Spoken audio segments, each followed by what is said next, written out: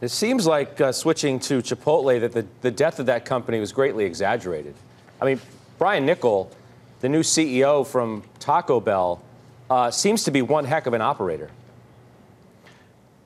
I think that's true. So I do want to put a little bit in perspective that the stock's had an enormous run since his announcement, and we've seen one quarter. So with those things in mind, I do agree with what you're saying, and everything that he's saying to me is taking advantage of opportunities they've had for a while now.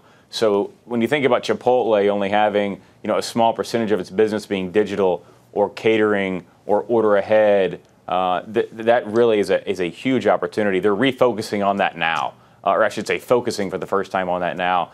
So Chipotle is actually picking up a little bit. Now keep in mind, we're coming off of what used to be a $2.5 million average unit volume business to now it's a $2 million business. So it's easier to accelerate. However, focusing on the right things, and really this sounds a little wishy-washy, but culture of accountability has returned to Chipotle to where we're seeing lower turnover, again, the right rhetoric for management.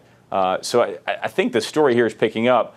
The fact of the matter is we've had a big valuation move, and I think we're requiring a lot from earnings to catch up. You need to think about your rating on that. I mean, they've blown past your price target of $425. It's at $470 as we have this conversation.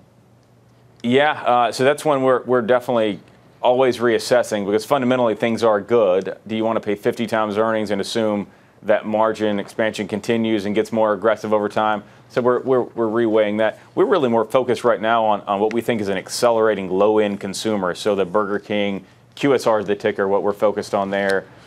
Wendy's, I think, is another interesting one. But Chipotle definitely keeping that change in mind at some point.